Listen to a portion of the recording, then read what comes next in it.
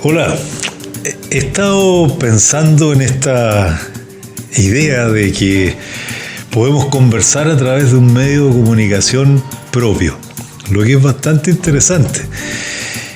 Y como todas las cosas, he recibido buenas opiniones, malas más o menos, pero en general, y la más recurrente, me señalan que a veces es mejor hacer algo más impactante, que produzca polémica, que produzca dichos frente a lo que uno plantea.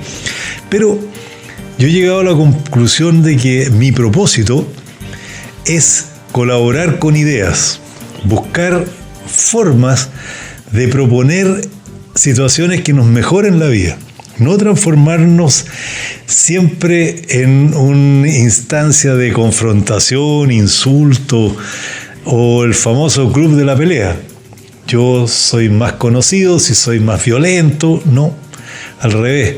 Creo que necesitamos un minuto de tranquilidad, necesitamos pausa, necesitamos análisis, necesitamos hacernos cargo de los dolores que hoy tenemos todos los chilenos, que son complejos. Tenemos los problemas económicos, tenemos problemas en salud, en todo lo que significan las listas de espera, el proceso de pensiones.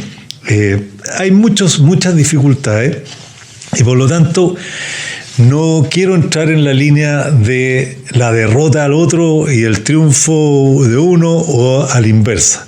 Al revés, quiero que busquemos en conjunto opiniones que nos permitan avanzar. Y es así que, en mi opinión, Chile necesita de políticos, de personas que busquen la paz, que busquen la concordia, que busquen llegar a acuerdos, que busquen la forma en que aquellas cosas que son necesarias de modificar se hagan de conjunto. A veces tomando ideas del supuesto adversario, ideas propias o de otros. Lo relevante es que juntemos todos para salir adelante con el diálogo, con los acuerdos y lograr que haya un liderazgo, que haya decisión política, que se persiga de alguna manera lo que he señalado, cambios importantes. Como un dolor muy profundo que hay hoy día en Chile es la seguridad, vamos a continuar en ese paso, porque es necesario darle el contexto general a los temas que hemos ido abordando. Y una de las áreas más importantes en el proceso de la seguridad es el Ministerio Público, los fiscales. Ellos, de acuerdo a la Constitución y a la ley, son los únicos que están facultados para iniciar la persecución criminal, para investigar y acusar, ocupando todos los medios del Estado para eso. Pueden, obviamente, usar a las policías, pueden pedir funcionarios en comisión de servicio de cualquier instancia pública, tienen los medios suficientes para eso. Entonces, la idea es que analicemos al Ministerio Público, pero en la lógica de buscar la mejor capacidad que debe tener este sistema, respecto al cual yo tengo algunas críticas y creo que es necesario revisarlas, analizarlas, porque en el fondo usted necesita que este sistema, el Estado en su conjunto, todas las instituciones actúen de manera tal de que logremos de alguna manera ir bajando esos niveles de delincuencia, esos niveles de perpetración de hechos que afectan a las familias, a las personas. Entonces creo que es importante revisarlo. Bajo ese concepto, cuando se hizo el cambio del sistema de justicia, el Ministerio Público quedó como un órgano independiente, un órgano que no depende de nadie, de ninguna instancia, ni del Poder Judicial, ni del Poder Político. La idea es que tuviera completa independencia y que no tuviera ninguna presión para que su acción fuera lo más abierta posible. Para eso se requiere cumplir con ciertos principios fundamentales. Uno que es el de transparencia, es decir, todo lo que se haga en el Ministerio Público y que sea de conocimiento de la opinión pública, por supuesto de los intervinientes del proceso, etc. Segundo, era necesario que el Ministerio Público actuara cumpliendo también el principio de inocencia, es decir, algo vital en una democracia. Yo no puedo ser culpable porque los hechos que cuentan en los medios de comunicación son hechos complejos, graves, pero no puedo ser culpable mientras un tribunal no resuelva que así sea. Entonces, todo lo que se produzca desde el punto de vista delictual tiene que ser llevado a ese tribunal, tiene que ser probado por el Ministerio Público que los hechos por los cuales se acusa a una persona son verdaderos y el tribunal fallar.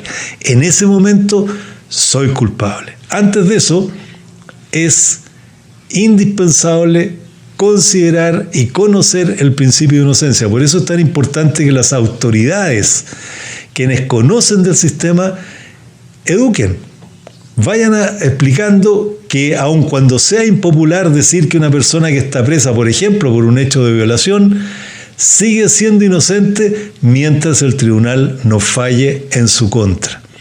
Importante.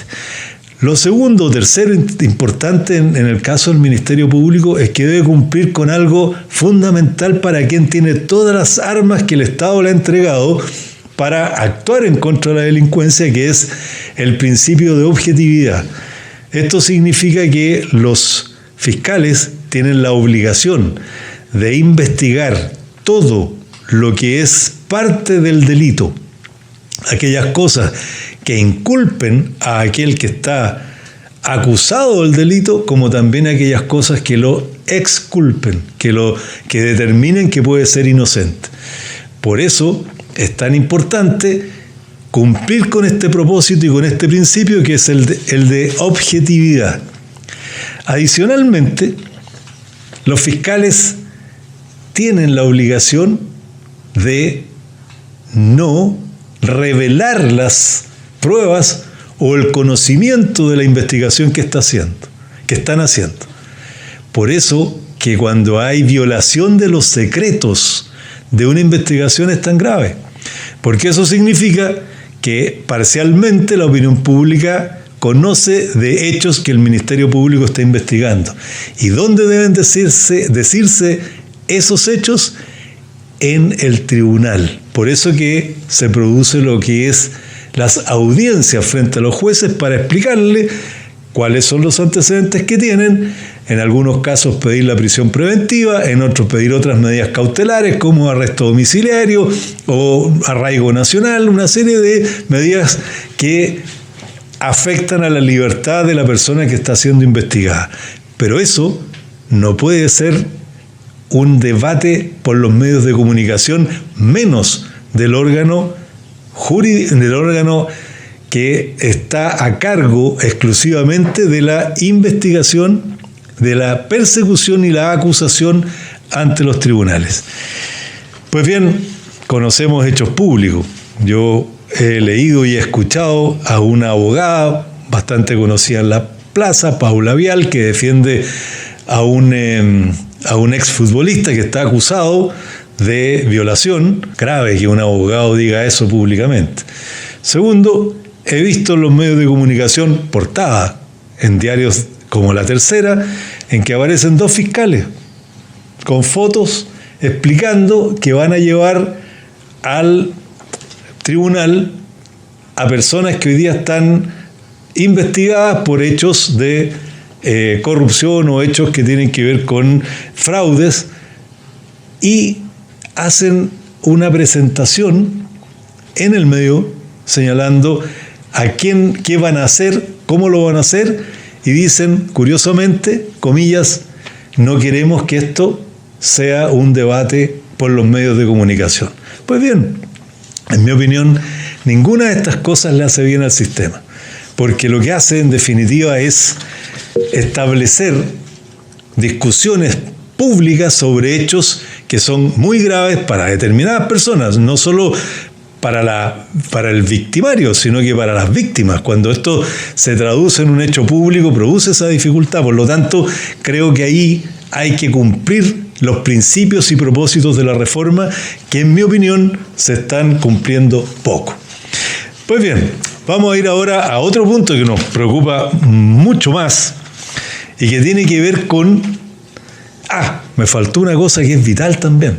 Resulta que el Ministerio Público, tan autónomo lo dejamos, yo soy parte de ese proceso de reforma, que el fiscal nacional y los fiscales regionales son los que investigan a sus propios pares o a quienes son parte del proceso. Son los que evalúan a sus propios pares. ¿Y cómo se puede alegar sobre esto? Solo respecto del fiscal nacional por los fiscales regionales y a los fiscales regionales por los fiscales locales. ¿Cómo destituyo a un fiscal? Lo destituyo acusándolo ante la Corte Suprema. Entonces también ahí hay un elemento muy complejo, porque hasta ahora, si ustedes hacen una revisión, no conozco muchos casos que se hayan investigado en profundidad hechos que van a afectar a los propios fiscales. Es decir, no existe entonces en esa autonomía la capacidad de resolver, porque todos se conocen, son todos amigos, y lo que creo que es necesario hacer entonces es algunas modificaciones a este sistema. Por ejemplo, hay causas que se han investigado que no sabemos qué pasa. Por ejemplo, cuando llegó el fiscal Valencia, señaló que había un gran problema con recursos que se habían utilizado en procesos de reforma informática del Ministerio Público. Hasta el día de hoy no conocemos los resultados. Se hizo una denuncia por parte de los propios funcionarios del Ministerio Público respecto de actitudes violentas y casi torturas respecto de declarantes en un proceso, y se acusó a un fiscal hoy día muy importante. Tampoco se conocen antecedentes. Entonces, no está funcionando tampoco en ese sentido bien lo que es la autonomía y lo que significa el resolver los problemas internos. La autoevaluación tampoco es buena para el efecto de cumplir las metas, los propósitos. No. Hay ahí modificaciones importantes que hacer. Pues bien, vamos al tema de mayor profundidad que creo que nos preocupa mucho, aparte de esto que son los principios muy importantes, pero que tiene que ver con la eficiencia del Ministerio Público. Cuando el sistema, cuando los analistas, cuando los expertos dicen que la reforma procesal penal se inició pensando que los fiscales iban a tener para su conocimiento 1000 causas por cada uno de ellos, y que eso finalmente ha sido un aumento muy importante. Efectivamente es así. ¿Por qué? Porque voy a ocupar las cifras del año 2023. Porque hemos tenido un aumento en la cantidad de delitos que se han ido denunciando a través del tiempo. Eso significa, por ejemplo, que en el año 2014 se ingresaron 1.349.000 delitos. En el año 2018, 1.379.600 delitos. Y en el año 2023, 1.552.289. Efectivamente ha ido aumentando. El tema es que ese aumento significa un retroceso en la acción del Ministerio Público respecto de sus actuaciones, o se ha mantenido igual. De acuerdo a las estadísticas, no ha variado. Se ha mantenido igual los resultados a pesar de los cambios del aumento de delitos y también de algunas modificaciones que se han hecho. Por ejemplo, en el año 2014, siendo yo ministro de Justicia, presentamos un proyecto respecto de una ley que había presentado el presidente Piñera en cuanto a darle más recursos al Ministerio Público a consecuencia de que llevábamos 10 años de reforma y por lo tanto requería el cambio o la potenciación del Ministerio Público en el ámbito de recursos y en el ámbito de las personas. Ahí se creó el sistema de análisis criminal y focos investigativos. Se dijo que se iba a mejorar la atención a víctimas y testigos. Se estableció un cambio en el rol de los abogados asistentes que podían participar del procedimiento ante los tribunales, excepto en los juicios orales. Y terminó entonces en 577 nuevos cargos para el Ministerio Público y más recursos. 122 fiscales adjuntos, 203 profesionales más, 82 técnicos y 170 administrativos. ¿Cuál fue el resultado? Que es lo que vamos a ver al final, porque es lo relevante de si todo este proceso de aumento de recursos y de personal ha significado un mejoramiento en las acciones del Ministerio Público. Pasaron 10 años más y se presenta el 17 de octubre del 2023 un nuevo proyecto de ley, mensaje presidencial, esta vez por, en este caso, la vicepresidenta de la República, Carolina Toá, y ministro de Justicia, Luis Cordero. El anterior era Michelle Bachelet y José Antonio Gómez, ministro de Justicia.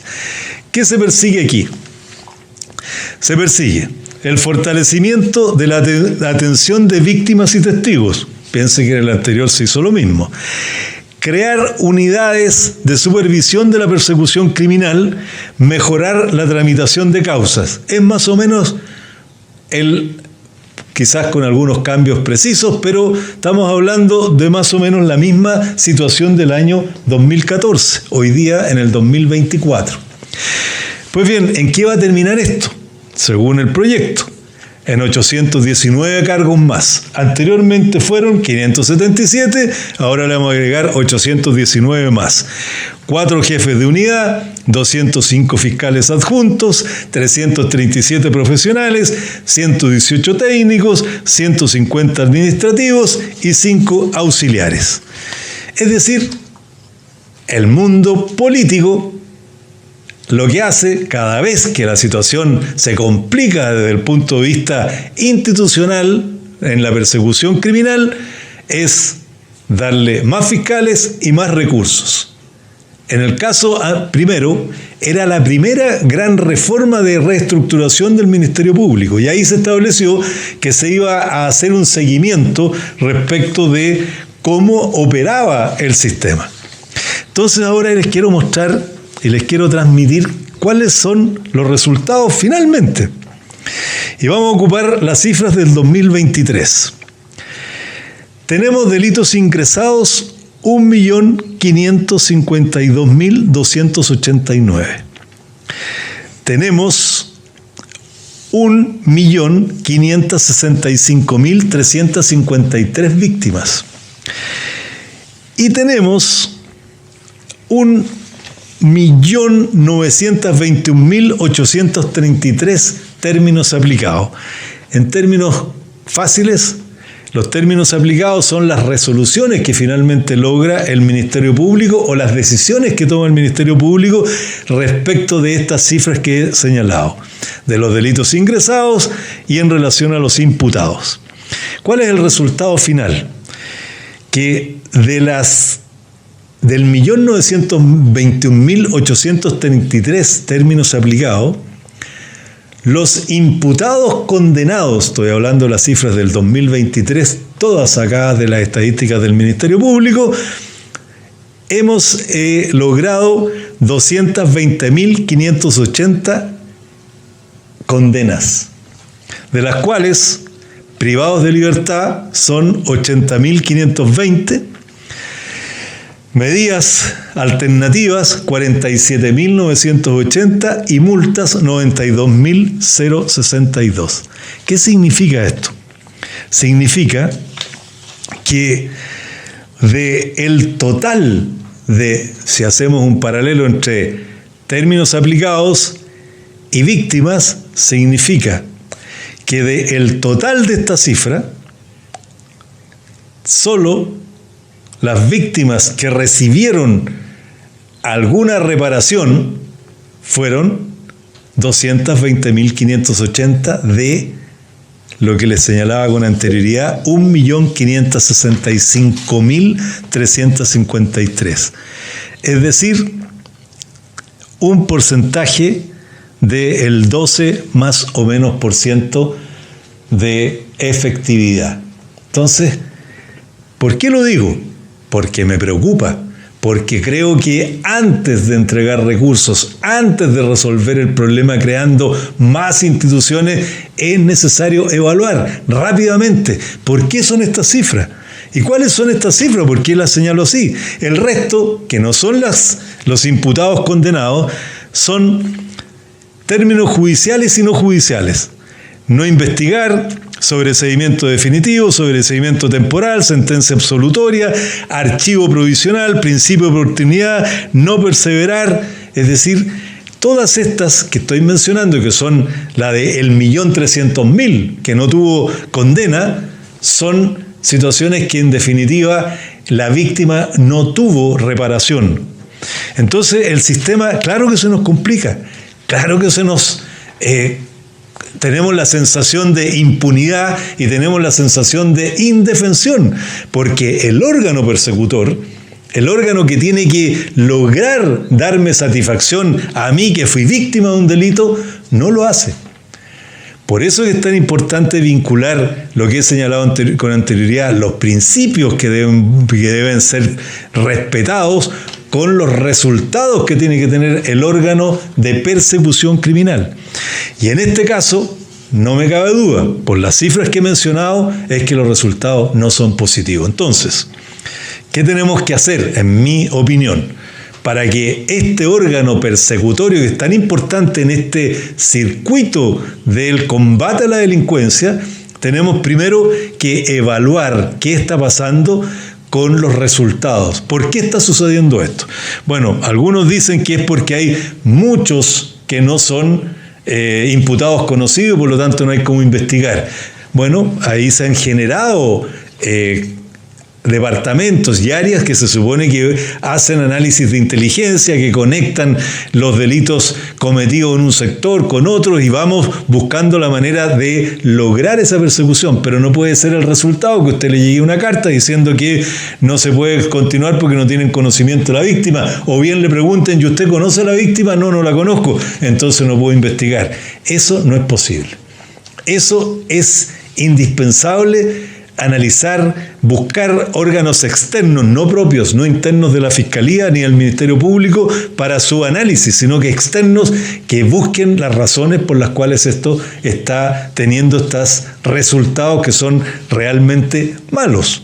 Y así lo refleja el sistema, así lo reflejan las encuestas, su opinión respecto del Ministerio Público, y lo vincula con la justicia, en el sentido que la justicia es garantista, es blanda, pero resulta que si yo no llevo buenas pruebas, si no me investigo en profundidad, el tribunal tiene pocas cosas que hacer. Entonces, eso es indispensable antes de entregarle más personas, más recursos, y hay que modificar. Lo segundo, los fiscales no pueden ser.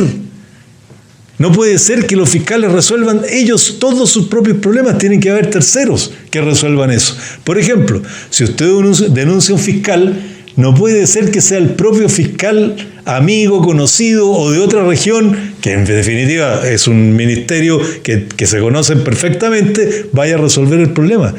Tiene que haber una instancia distinta. En mi opinión, toda denuncia contra los fiscales debiera ser investigado por los tribunales de justicia. Pueden haber normas especiales, se tendrán que establecer, pero tiene que ser un órgano distinto, porque si no, existe también respecto del interior de la Fiscalía una cierta impunidad y autoprotección, y eso no es posible porque usted, yo y todos estamos expuestos en cualquier minuto a ser objeto de esta situación. Lo segundo es que la evaluación de cómo lo hacen los fiscales tiene que haber un órgano que lo revise, que lo analice. No es posible que sea una autoevaluación. Lo hiciste bien, te voy a dar los premios que correspondan económicos, los ascensos, cuando las cifras que tenemos son tan malas. No puedo decir otra palabra, malas. necesitamos entonces ahí una cierta modificación. Y lo tercero, dentro de otras más por supuesto, es que las instrucciones que dé el fiscal respecto de las actuaciones de los fiscales tienen que ser ante los tribunales de justicia. Ahí es todo transparente. Ahí se conocen las pruebas, se conocen los antecedentes, se publica a través de la televisión o el propio canal del Poder Judicial. Por lo tanto, es ahí donde los fiscales tienen que instalar sus pruebas y su discusión, no en los medios de comunicación. Uno de los temas que se discutió profundamente cuando sacamos adelante la reforma procesal penal era la comparación que se hacía con los fiscales italianos que se transformaron finalmente en actores políticos y en actores comunicacionales. Y eso era uno de los temas preocupantes y hoy día está pasando. Es decir, los fiscales tienen que ir al lugar donde van a presentar las pruebas y donde usted y yo tenemos el derecho a conocer, en el tribunal, no a través de los medios de comunicación. Lo otro que me parece indispensable es que el Ministerio Público actúe respecto de las víctimas, respecto de los testigos, en base a todas estas dos organizaciones, la primera que ya se conformó, que es la atención a los testigos y la atención a las víctimas, con la premura y la calidad que el sistema debe realizar a aquellas personas que son objeto de algo tan grave como la afectación personal.